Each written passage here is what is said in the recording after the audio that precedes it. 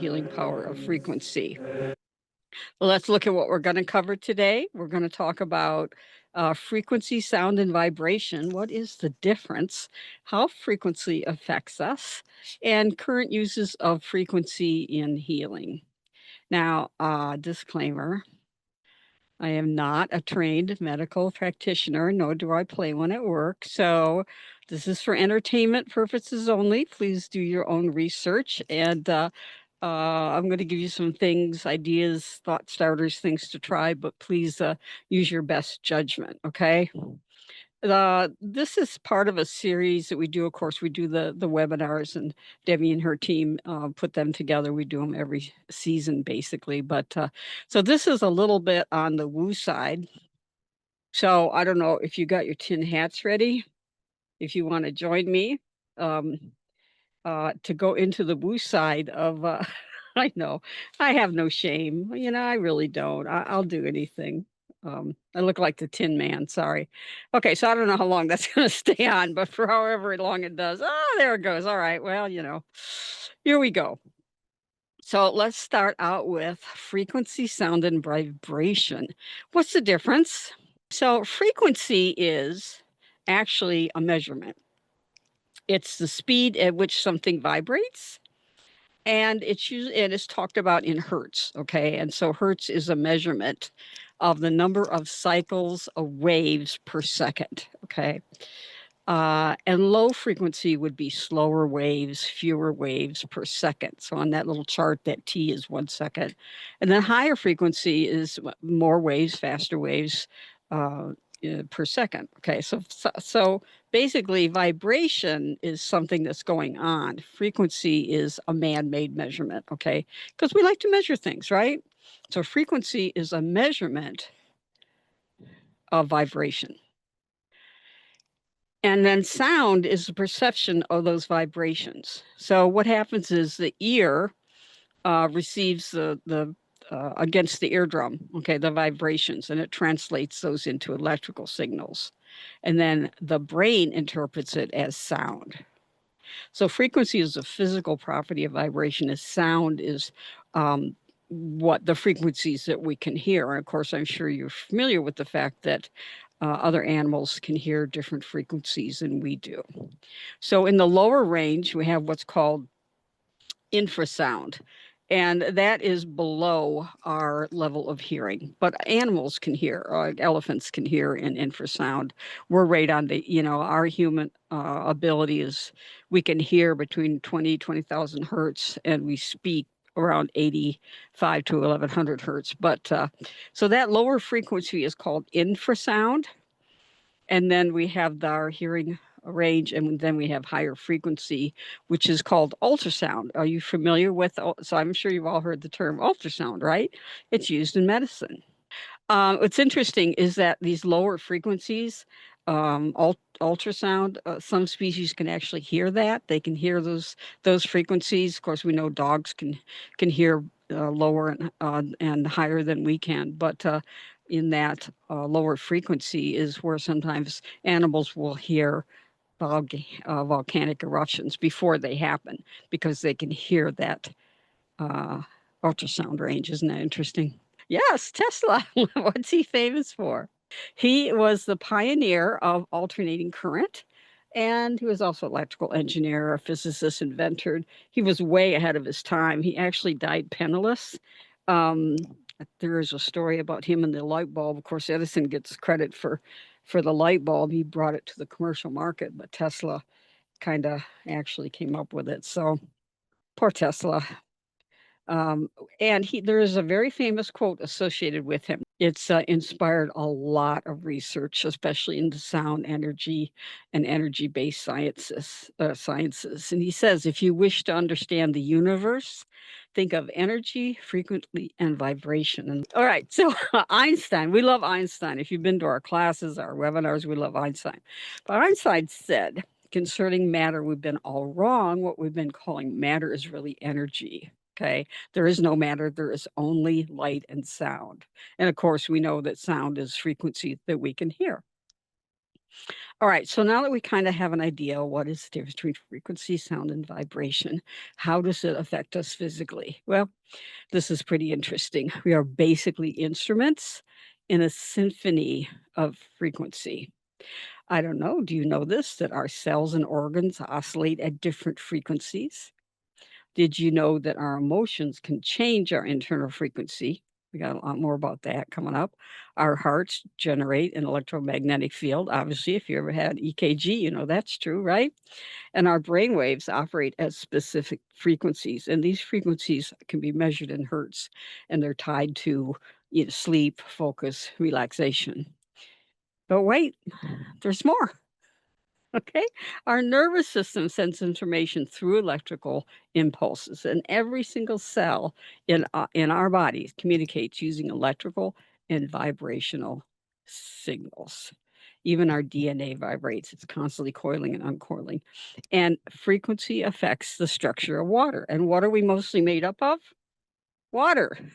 Okay, so a little bit more bone stins, nervous system sound is felt, not just heard. You talked about that, of course. People who like a lot of, bass. But anyway, sound is felt, not just heard. I used to work with the deaf community, and they can hear the vibration. And so hearing impaired people like to dance too, right? So basically, our body is constantly tuning into frequencies in our environment, and science is acknowledging this now that it is used and can be used to support healing at all levels. So let's talk about that. Current uses of frequency in healing. We're going to start by talking about brainwave entrainment. Now, don't get your hat back. Don't leave me now. Okay, it's going to get a little heavy, but hang in there. So I mentioned earlier that different brain states have different frequencies. It's basically a chart. And so if when you're in deep sleep, which is also when your body repairs itself, we're in the delta brain state. And then there's the theta, which is 4 to 8 hertz. That's dreaming, meditation, creativity. Alpha is calm, focused, relaxed. So, that nice state that you get in just before you go to sleep. And I wish I could extend that. I love that state. It's just right on the edge of sleep. And that's that theta, alpha bridge right there. And then beta and gamma. Okay. So all of our thoughts, attention, sleep, emotional states are tied to brainwave frequency. All right. Let's talk about entrainment. Entrainment is a synchronization of two or more repeating, oscillating patterns or cycles. Let me give you some examples. Okay. Who knows about the circadian rhythm? So the circadian rhythm is if you think back before technology and progress, we used to get up at the sunrise and go to sleep at sunset, and our body is tuned into what they call the circadian rhythms. And some people are early birds, some people are night owls. And basically, that circadian rhythm drives us to be awake or asleep at different times. Now, unfortunately, artificial light is really messing up our circadian rhythms and causing a lot of sleep problems. So, and there's a lot of research on that. Okay, so let's talk now about some more examples. Physics, pendulums. Do you know that pendulums in a room after a long enough time will sync up? They will sync up and they'll start tick, tick, tick, swinging in synchronization. And that's called because the natural tendency of physical forces is to stabilize. Okay. Music, we naturally synchronize to music. We do. It's just normal. So we're going to talk about entrainment, though, as how it deals with medicine, which is one system aligning with another. And we're going to kind of tie back into that brain state chart. Okay. So in medicine, entrainment means one system that moves in rhythm with another. Okay. So external sounds and frequencies can shift our brain between these states. Now, this is interesting. So we can actually put ourselves into these different brain states by using external sounds and frequencies. And that's very good to know, especially if you're prone to panic attacks. Binaural beats are an auditory illusion created when you listen to two slightly different frequencies, one in each ear. It has to be done through headphones. It has to be stereo headphones because we're talking about one frequency in one ear and one frequency in the other. So when we do that, when we listen to that type of a setup, our brain actually this creates a third tone. And that third tone is what our brain reacts to, and it synchronizes with that frequency. And that's called brain wave entrainment. Remember, we're talking about two systems syncing up. And they found out that you can use this to reduce your anxiety or depression, if you want to improve your focus and memory, those kind of gamma higher states, or sleep and meditative states. So you can use this system to actually affect how you feel. Okay. So here's an example. If you're hearing 200 hertz in your left ear and 210 hertz in your right ear, your brain is going to pick up that 10 hertz difference. Depending on how you want to do this, if you that 10 hertz, of course, would fall in that between the theta and alpha state. So this is how you can use these to kind of calm yourself down. All right. Well, someone might say, well, but why don't you just listen to 10 hertz? Why to go all this trouble? Well, it's because our brain can't hear 10 hertz directly, and most sound systems can't produce it. So with playing these two different beats, our brain is going to detect that 10 hertz difference and synchronize with it. Okay, so binaural beats. Let's talk about solfeggio frequencies. Anybody heard of that? So these do fall within the human hearing range. You can hear these. And there originally were 6 of them, and now there's more, but they're based on those Gregorian chants. And there's a lot of history behind it. It's kind of confusing, but kind of correlates to, do, re, mi, fa, sol, la, ti, do. Um, and there were originally 6 main tones, but now there's 9. More have been added. And this is just a little chart of these solfeggio frequencies and what they're related to as far as how they're used in healing or anxiety or etc. Okay. Let's compare binaural beats and solfeggio frequencies. So, binaural beats are 2 different frequencies. Remember, one in each ear, different one in each ear. But solfeggio is just one frequency. So it can be played through speakers, whereas you've got to have those headsets for the binaural beats. Solfeggio frequencies are more one even sound and you can hear them, whereas with binaural beats, it's more of a pulse and it's below our hearing range. Now, with these solfeggio frequencies, a lot of times, even with binaural beats, they'll combine them with music just to give you something to listen to. But I think the playlist I've given you is just the pure tones. Tuning folks are a way to use solfeggio frequencies. Of course, you have to buy the ones that are tuned to those frequencies because there's lots of other tuning forks. And then, of course, Tibetan singing bowls. Have you heard of Tibetan singing bowls?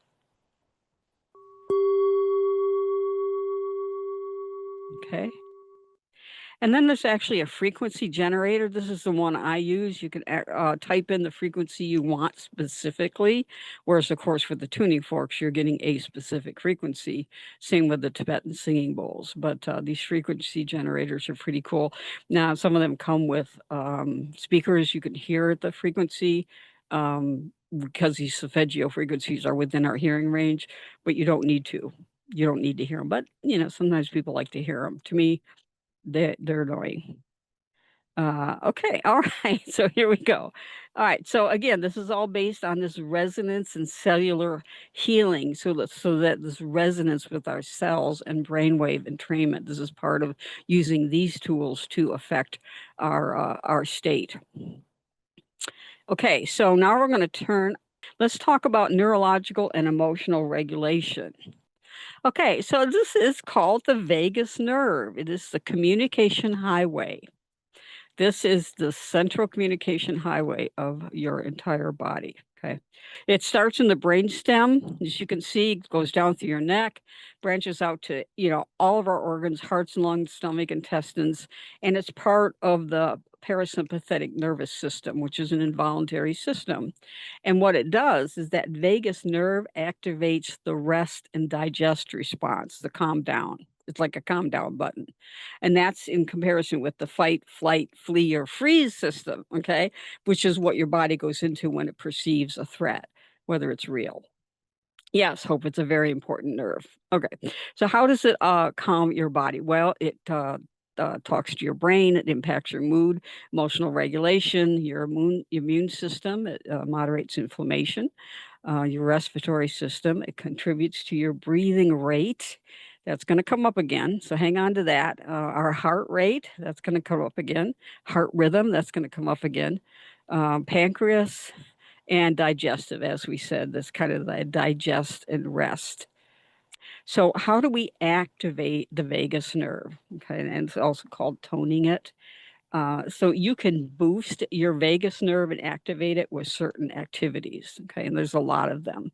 There's controlled breathing exercises. I'm going to talk about that in a minute. Cold water stimulation. I don't know if you've seen some people that like to dive in cold water, or there are people who, at the end of their nice warm morning shower, will turn it on to cold water for 30 seconds, a minute. I don't remember what the time is, and that stimulates your vagus nerve. Meditation, yoga, but we're going to talk about, again, because we're talking about sound and vibration, we're going to talk about chanting and humming. These are humming exercises that you can use to activate your vagus nerve. There's also a gentleman named Jim Donovan, and he has an amazing humming video. If you can look him up on YouTube, that talks about activating that vagus nerve all the way from the start of your head all the way down through your body. He's fascinating. His name is Jim Donovan. All right, cellular resonance and tissue healing. We talked about resonance, how systems will resonate with each other. So, electromagnetic and magnetic energy can make our cells vibrate or oscillate differently. Isn't that interesting? Okay. But they're not just cells, they're very differentiated cells. We have stem cells, right? Each cell type in the human body is specialized for different functions. Okay. Isn't that amazing? Stem cells, bone cells, blood cells, muscle cells, nerve cells, pancreatic cells, didn't know that. Fat cells, know all about those. So, how this relates to how we can use frequency to help us out is called VAT, vibroacoustic therapy, and this is based on that cellular resonance, where our cells will resonate with external vibrations. And this type of treatment uses very low frequency vibrations, and it's applied through contact. So you're usually laying on something. Okay. If you remember, we're largely made up of what? Donuts? No. Pigeons? No. Water. Okay. So water is very susceptible to vibration. So very important. You might look into vibroacoustic therapy. It is used to address all sorts of symptoms, such as anxiety, asthma, chronic pain, etc. And there is some research that it does help with Parkinson's tremors. Heart rate variability, HRT. Did you hear that? Doesn't that make you want to kind of move? Okay, so we used to think that heart rate was very, very, very, very regular like that. But they've learned, of course, as science progresses, technology progresses, we've learned that it's not regular, not like we think it is. Even when we're resting, it is a little bit irregular. And this is not an arrhythmia. This is not an arrhythmia, something where you're out of sinus rhythm. This is a naturally occurring beat to beat variation. And it's called heart rate variability. HRT, heart rate variability. So this is a diagram. Let's say you have 70 beats a minute. So, of course, this is an EKG, right? Because our hearts are electrical, and we can record that electrical signal. And so this is it kind of illustrates the difference between a heart rate, where there is a slight difference between each beat. Okay. So maybe between one beat, it might be actually would average out to 70 beats a minute, or 76 beats a minute, or 83 beats a minute, and averages out to 70. So this is interesting. So it is not as consistent. but it's normal. Now, emotional states can affect that heart rate variability. Okay, so emotions such as anger or frustration causes that heart rate variability to increase. And in contrast, these positive emotions send a very different signal. So love, appreciation, and joy can help create what they call a coherent heart rate, which is that smooth, kind of more even cycle between beats. And that is shown to improve our immune system response, our sleep, and our mood. Okay. Well, how do we use this? We can use controlled breathing to impact our heart rate variability. Now, breathing is largely unconscious. We do it 24/7 without even thinking about it, right? But what's unique about breathing is that we can bring it under conscious control. I mean, we're also digesting 24/7, right? But we can't control it, but we can our breathing. So normally we're breathing 2 to 3 seconds per inhale, exhale. Okay. But to create a coherent heart rate, we need to extend that to 6 seconds each. 6 seconds inhale, 6 seconds exhale. So I made this little kind of neat thing. So if you want to try this together, we can do it. Okay, so we're going to inhale for 6 seconds. Inhale through your nose, and then exhale for 6 seconds. And you can do this through your nose. Once again, inhale for 6 seconds. Exhale for 6 seconds. Okay, so you do that long enough, and that is going to impact your heart rate variability. And it's very, very good if you're having a panic attack. You know how they tell you when you're having a panic attack, pick 3 things you can see, 4 things you can feel, to try to get you kind of back out of your head, your racing thoughts. But this controlled breathing is also very useful. All right, now we're going to talk about our last one, resonance with the Earth's frequency. In that webinar, I talked about the Schumann resonance, which is what they called the heartbeat of the Earth. So it is 7.83 hertz, thereabout, is the heartbeat of the Earth. It was discovered in 1950s. It's a standing wave. It's always there. It's created by lightning activity between the atmosphere and the ground. So the atmosphere has a positive charge, the ground has a negative charge, and so it creates a current. So there is this constant global electromagnetic current going on. Okay. And that is what they call the Schumann resonance. Okay, so remember sound and frequency. This frequency is frequency, sound is frequency we can hear. The Schumann resonance falls below our hearing range, remember? Because we hear from 20 to 20,000, but it does match that resonant state of calm consciousness, alpha, the alpha theta right in there, some between. Okay, so there is a lot of talk about how you tune into the Earth's frequency, which, if you think about it, we kind of are here and we are part of the Earth. And so tuning into the Earth's frequency is something that's considered to be healthy. So you can use those binaural beats to get to that alpha theta border. You can use controlled breathing to kind of bring down your activate your vagus nerve, bring down your brainwave activity down to that theta border. And then you can ground, which is contacting the earth through the ground, the trees, the ocean. And if you want to see that webinar, it's somewhere on the website. We can kind of direct you to it. So, okay, so we've talked about all this frequency, sound, vibration. What's the difference? How frequency affects us on all these different applications. So, again, do your own homework, do your own research.